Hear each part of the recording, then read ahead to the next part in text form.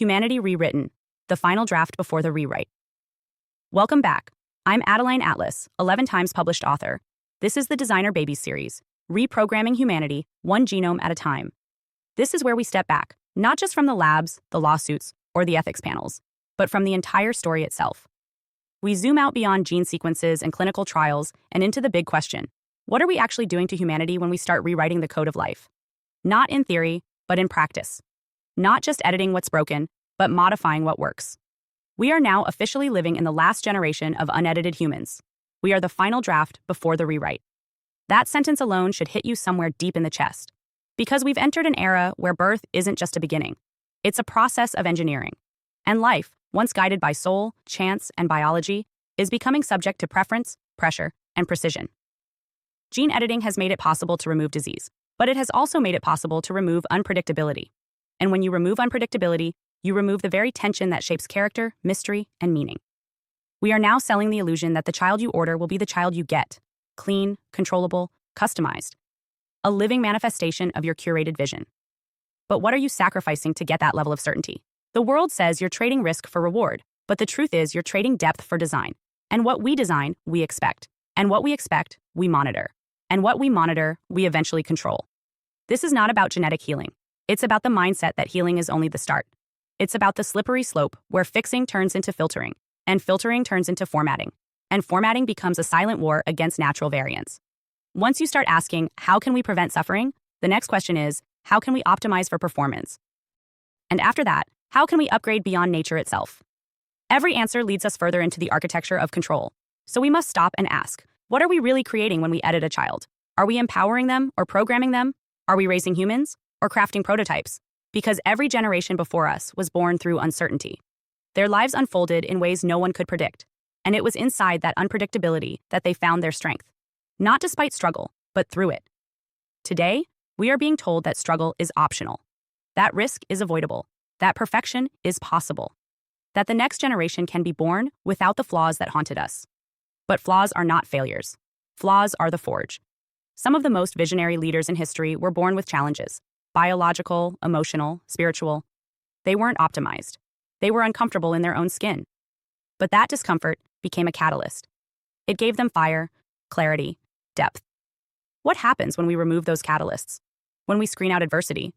When we select only for traits that make childhood easier to manage or appearance easier to monetize?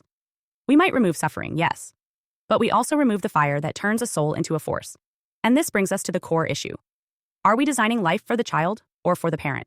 Because too often, designer baby marketing is built on the emotional fears of adults. Fear of illness, fear of failure, fear of uncertainty, fear of chaos. But children are not here to validate our comfort. They are here to become themselves. And that self cannot emerge when the conditions of their birth are programmed to fulfill our anxiety. What we are witnessing is not progress. It's precision under the illusion of protection. We are so afraid of letting life happen that we are trying to intercept it before it even begins. And when you intercept life at that level, you don't just change the outcome. You change the origin. You interfere with the invitation. And the soul that arrives through a curated portal does not arrive the same way. That's the spiritual cost we're not discussing. When a soul enters through love, the field is open. When it enters through preference, the field is conditional. Conditional creation is not love. It's projection. And projection builds prisons, silent ones, beautiful ones, but prisons nonetheless. Designer babies will be born into a world where their identity isn't discovered, it's verified. Where their value isn't earned, it's expected. Where their uniqueness isn't celebrated, it's compared to an invisible standard their parents paid to meet. These children may appear perfect on paper, but they will be carrying a spiritual wound most people won't recognize. The wound of being chosen not for who they are, but for how well they match a pre-written narrative. This is the collapse of mystery. And without mystery, there is no magic. You can feel it already: the tightening of freedom, the erosion of randomness, the rising pressure to optimize everything. Schools want ideal learners. Companies want high-functioning workers. Dating apps want aesthetic symmetry. Insurance wants low-risk profiles. The market has already started pricing people based on performance. Now, it will begin at conception. What happens when you can't compete? Not because you're lazy or unskilled, but because you were born natural in a world of enhancements? What happens when the job you want, the partner you seek, the experience you crave is locked behind biometric expectations? This is not equality. This is acceleration into genetic elitism. And elitism doesn't just exclude. It standardizes. It sterilizes. It erases edge, grit, wildness. Nature is messy. Nature is bold. Nature is unfair, yes, but it's also unfiltered. It teaches through contrast. It refines through resistance. It creates geniuses out of pain and purpose out of paradox. When you start editing the conditions of life to be too clean, too easy, too perfectly aligned, you risk creating a generation that knows how to function, but not how to feel. How to perform, but not how to think. How to please, but not how to rebel. The world does not need more programmable people. It needs awake ones.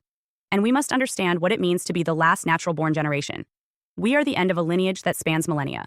Every grandparent, every ancestor, every uncurated birth stretching back through time. Every one of us arrived through some chaos, some risk, some chance. We were not sculpted, we were surprised into being. That chapter is closing. Soon, it will be possible to edit embryos as casually as picking an iPhone upgrade. Eye color, height, immunity, mood. Not because it's necessary, but because it's available. And what is available will always be sold as desirable. The market ensures that. Clinics won't just offer edits, they'll advertise them. Packages will emerge, add-ons, warranties, optional features. Do you want your daughter to be focused and calm? Would you like your son to have superior memory retention? Interested in lowering their risk of anxiety or addiction? The language will be careful, but the implications will be brutal. If you don't choose these things, are you being responsible? Are you giving your child the best chance? Or are you gambling with their future? This is emotional manipulation disguised as empowerment, and we must resist it. Because once you start designing people, you stop trusting them. You stop seeing them as sacred arrivals and start seeing them as customizable products. And the world does not need more products. It needs souls. Souls that surprise us, that defy our expectations, that break our generational curses not because we coded them to, but because they chose to. Souls that enter with wild callings and inconvenient brilliance. Souls that will not be compatible with the system we're building because they were never meant to be. This is the line. Right now, you are still free to conceive a child without a clinic. Still free to let life unfold without interference. Still free to trust the unknown. But that window is closing. Not because laws are forcing you, but because culture is nudging you. One enhancement at a time. One convenience at a time. One fear-based decision at a time. It's not the lab you need to fear, it's the silence. The silence that comes when we no longer ask the question, what is a human, truly? Not in function, but in form, in essence, in soul. What makes a child valuable isn't what genes they carry. It's the life they live in spite of them. The creativity they unleash, the kindness they offer, the love they generate, the impact they leave behind. None of those things are programmable. They are alchemical. So we must remember who we are before we forget. Before the final draft becomes the template. Before nature is overwritten and soul becomes subject to service agreements. Because once you start writing the story of life from the top down, you stop listening to the author that was always there beneath it all. Hi, I am Adeline Atlas, 11 times published author, and SOS, School of Soul has a brand new series, the AI and Future Technology series. Look, you know the world is changing. And no, it's not going back to normal. Normal is over, and what's coming next is beyond anything we were prepared for. The School of Soul, AI and Future Technology series includes 319 videos on 1. The Download Society, How Data Has Replaced Destiny. 2. Predictive Future. Your next moves aren't random, they're forecasted. 3. Social Credit Systems. The behavioral economy now governs access. 4. Hive Mind. Synthetic telepathy and collective algorithmic control. 5. Nanobots inside you. Medical, military, and programmable intrusions. 6. Grief Tech. AI-fueled digital resurrection and simulated comfort. 7. Uploading your mind, consciousness transfer, and data-based identity. 8. Deep fakes plus AI clones, the replication of reality and identity theft. 9. Quantum humans, the merger of biology with quantum systems. 10. Digital afterlife, where your data goes when you die. 11. Resurrection science, reviving life through synthetic methods. 12. Immortal science, the end of death as we know it. 13. Longevity science, gene editing, anti-aging, and bio-upgrades. 14. Designer babies, engineered perfection before birth. 15. Artificial wombs, birth decoupled from the female body. 16. 3D printing, printing organs, limbs, and even humans. 17. The humanoid era, the rise of synthetic beings among us. 18. Legacy humans, the slow phase-out of unmodified analog people. 19. Smart cities, algorithmic environments that watch and decide. 20. Cloud-based societies, citizenship without borders or bodies. 21. Hackable humans, emotion, memory, and behavior under code. 22. Biometric scanning, your body is your password and your prison. 23. Sex tech, intimacy reprogrammed by machines. 24. Extinction of gender, fluidity, deletion, and design of identity. Every topic is fully explored with real-world technologies, patents, case studies, ethical analysis, and future forecasts. These aren't someday discussions. This is already happening. Join the SoS School of Soul Vault to understand the future before it's implemented on you.